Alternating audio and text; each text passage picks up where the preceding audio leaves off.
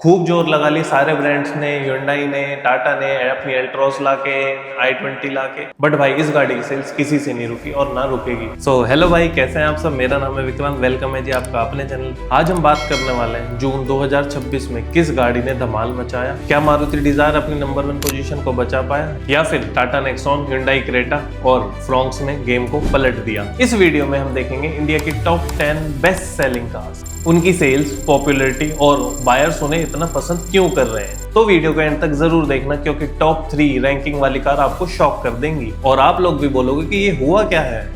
इस वीडियो में आपको समझ आ जाएगा आपको कौन से सेगमेंट की गाड़ी लेनी है, कौन सी गाड़ी लेनी है, ईवी, पेट्रोल, डीजल, कौन सा ऑप्शन लेना आपके लिए बेस्ट रहेगा। इस वीडियो में लास्ट तक सब कुछ आपको मैं समझाऊंगा, तो वीडियो को लास्ट तक जरूर दें। तो जो हमारी लिस्ट में 10th पोजीशन पर गाड़ी है वो है Hyundai Venue। Hyundai ने अपनी वेन्यू की जून 2026 में 10,776 यूनिट सेल करी हैं। अगर देखा जाए तो काफी लंबे टाइम बाद क्रेटा से अलग Hyundai की कोई गाड़ी टॉप 10 कार्स की सेल लिस्ट में आई है। अगर आप इस सेगमेंट में देखोगे तो हमारे पास लिमिटेड ऑप्शन ही बचते हैं, जैसे ब्रेजा और सोनेट, जिसमें ही दोनों गाड़ियों का नेक्स्ट जनरेशन बहुत ही जल्दी आने वाला है। तो अगर देखा जाए तो सबसे सेफ ऑप्शन है, क्योंकि Hyundai ने अभी रिसेंटली अपनी इस ऑल न्यू वेन्यू को लॉन्च किया है, तो ये एक सेफ ऑप्शन है एज कम्पेयर टू ब्रेजा और सोनेट, क्योंकि इन दोनों गाड़ियों की नेक्स्ट जेन आने वाले हैं। और वो भाई अभी तक किसी को कंफर्म नहीं है कब आएंगे कब नहीं, क्योंकि ब्रेजा का भी आप लोगों ने देखा हो, अगर अब आएगी 23rd है भाई, देखते हैं 23rd को मारुति लॉन्च करता है या नहीं। अगर मारुति ने 23rd को ब्रेजा लॉन्च कर दी तो ब्रेजा इस टॉप 10 लिस्ट में जरूर आने वाली है, और शायद अभी भी हो सकती है। आप क्या सोचते हो कि ब्रेजा इस टॉप 10 लिस्ट में होगी या नहीं, जल्दी से कमेंट करके बताना। तो जैसे कि मैं आपको बता रहा था कि वेन्यू एक सेफ ऑप्शन है, सेफ से याद आया कि भारत एनकैप में इस ऑल न्यू वेन्यू ने 5 स्टार सेफ्टी रेटिंग अचीव करी है। तो सेफ्टी, फीचर और प्राइस वाइज भी वेन्यू एक बहुत अच्छा ऑप्शन है। तो 9th पोजीशन पर है मारुति की बलिनो। मारुति ने अपनी बलिनो की जून 2026 में 12,488 यूनिट बेची हैं। तो मैं आपको बता देता हूँ मारुति बलिनो का भी जल्दी नेक्स्ट जनरेशन न्यू मॉडल आने वाला है। तो देखते हैं मारुति कब तक इसका न्यू मॉडल को लॉन्च करता है। अगर देखा जाए तो मारुति बलिनो का किसी और गाड़ी से कोई कंपैरिजन है ही नहीं भाई। इस सेगमेंट में ना तो मारुति बलिनो की कोई होड़ कर सकता है और ना ही कर पाएगा। खूब जोर लगा ली सारे ब्रांड्स ने, Hyundai ने, टाटा ने अपनी एल्ट्रॉस लाके,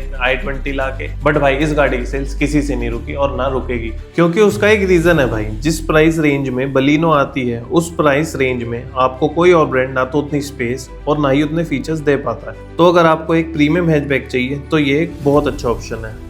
8th पोजीशन पर आ जाती है इस बलिनो का भाई या बहन, कुछ भी बोल सकते हो भाई। जी हाँ, मैं बात कर रहा हूँ मारुति की तरफ से आने वाली फ्रोंक्स की। मारुति ने जून 2026 में फ्रोंक्स की लगभग 13,135 यूनिट सेल करी हैं। मतलब बलिनो और फ्रोंक्स बिल्कुल सेम ही गाड़ियाँ, इनका इंजन, इनके फीचर्स सेम है, बस जो थोड़ा सा डिफरेंस है वो है ग्राउंड क्लियरेंस का। फ्रोंक्स में आपको थोड़ी सी बेटर ग्राउंड क्लियरेंस मिल जाती है एज कम्पेयर टू बलिनो।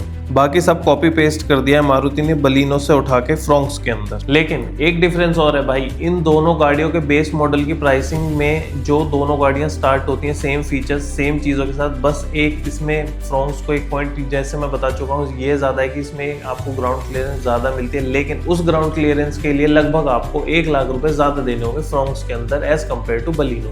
अगर देखा जाए तो 1 लाख रुपए is not a small amount for same features, बस थोड़ी बहुत ग्राउंड क्लियरेंस। अगर आप थोड़ा ग्राउंड क्लियरेंस के साथ एडजस्ट कर सकते हो तो मारुति बलिनो बेटर ऑप्शन है एज कम्पेयर टू फ्रोंक्स। अब बात करते हैं 7th पोजीशन पर आने वाली गाड़ी की, जो है हमारी स्कॉर्पियो एंड स्कॉर्पियो क्लासिक। दोनों गाड़ी की combined sales around 14,097 unit sold हुई हैं। एक सबसे इंपॉर्टेंट बात यह है भाई कि आपको स्कॉर्पियो में कुछ मिले या ना मिले, फीचर्स हो या ना हो, देश में कुछ भी होता रहे, कोई भी फ्यूल टाइप आए, इस गाड़ी का फैन बेस एक तरफा है। जिनको ये गाड़ी लेनी है उनको लेनी है, बस ऐसे ही थोड़ी इसको बिग डैडी ऑफ एसयूवीज बोलते हैं। स्कॉर्पियो में कोई फीचर्स हो ना हो, और जो एक सबसे जरूरी बात है स्कॉर्पियो में कि स्कॉर्पियो फीचर्स पे नहीं लुक्स पर बिकती है भाई। 6th पोजीशन पर आती है हमारी मारुति की तरफ से आने वाली स्विफ्ट। मारुति ने जून 2026 में स्विफ्ट की 15,215 यूनिट सोल्ड करी हैं। ये गाड़ी हमेशा से एक गेम चेंजर रही है अपने सेगमेंट में, सिटी हो या हाईवे, स्विफ्ट हर ड्राइव को बना देते हैं एक्साइटिंग। आप लोग ऐसा भी बोल सकते हो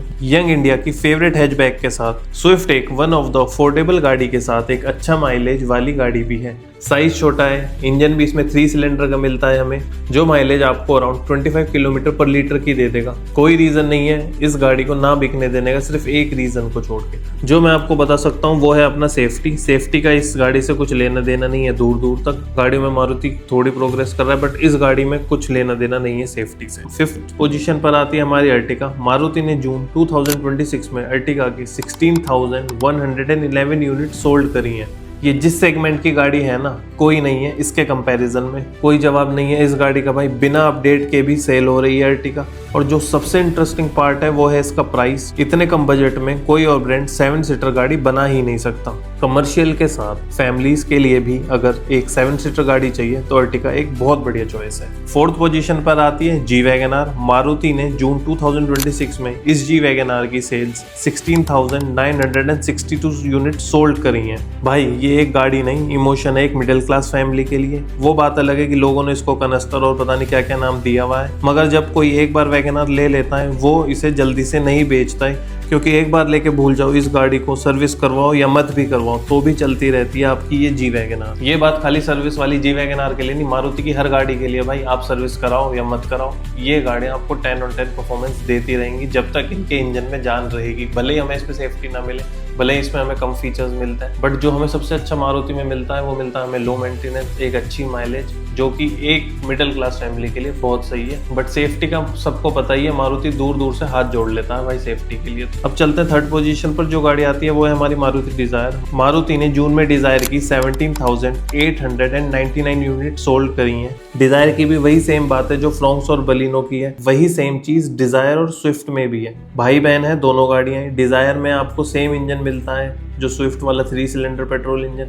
माइलेज में भी डिजायर की कोई टक्कर नहीं ले सकता। अगर आपको याद हो तो स्टार्टिंग में जब मारुति ने डिजायर को लॉन्च करा था तो ये बात बोली थी कि हम कमर्शियल यूज में इस स्विफ्ट डिजायर को नहीं देंगे। फिर क्या हुआ, लोगों ने लिया ही नहीं इसको। जब मारुति को समझ आया फिर कमर्शियल में इसको डिजायर को दोबारा लॉन्च किया 1 महीने के अंदर ही। लुक वाइज और स्पेस वाइज ये एक बहुत अच्छा ऑप्शन है। तो अब बची हमारी 2 गाड़ियां 2nd पोजीशन की और 1st पोजीशन की। तो आप लोगों को जल्दी से कमेंट करके बताना कि 2nd पोजीशन पे और 1st पोजीशन पे आपको कौन सी गाड़ी लगती है। अभी रोक के वीडियो को अभी कमेंट करके बताओ भाई कि 2nd पोजीशन पे और 1st पोजीशन पे इस लिस्ट में कौन सी गाड़ी होने वाली है। तो चले अब बात करते हैं हमारी 2nd पोजीशन पर आने वाली गाड़ी की, वो है हमारी नेक्सॉन। टाटा ने जून 2026 में नेक्सॉन की 19,100 यूनिट सोल्ड करी हैं। तो भाई टाटा ने सबको काटा मार दिया है, जिससे नेक्सॉन 2nd पोजीशन पर आ गई है इस लिस्ट में। भाई नेक्सॉन की सेल्स का रीजन खुद टाटा की सेफ्टी तो है ही, ऑप्शन पेट्रोल, सीएनजी, टर्बो सारे ही ऑप्शन मिलते हैं। अब बात करते हैं इसके राइवल ब्रेजा की। तो मारुति ब्रेजा के फेसलिफ्ट को ला ही नहीं रहा है अभी तक। तो इस बजट में भी हम पर लिमिटेड ही ऑप्शन बचते हैं, जहां जहां नेक्सॉन पूरी तरह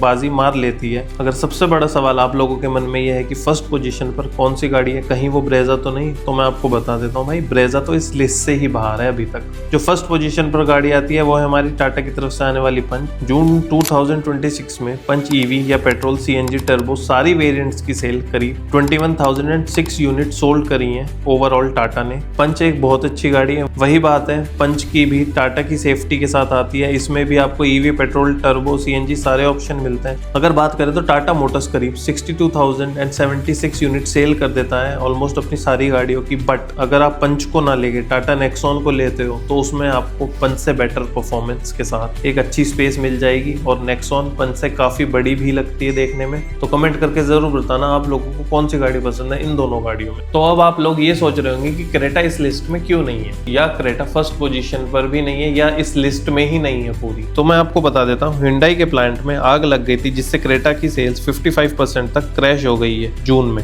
इसी वजह से Hyundai की ब्रांड सेल्स भी डिक्लाइन हुई है। तो क्रेटा इसलिए लिस्ट से बाहर नहीं हुई कि लोगों ने उसको लेना बंद कर दिया, मगर इनके प्लांट में आग लगने की वजह से Hyundai के साथ क्रेटा का भी गेम ओवर हो गया जून की सेल्स में। तो भाई उम्मीद करता हूँ वीडियो अच्छी लगेगी। वीडियो अच्छी लगी तो लाइक शेयर करके अपने भाई के चैनल को सब्सक्राइब जरूर करना। मिलते हैं नेक्स्ट वीडियो में। Thank you for watching this video.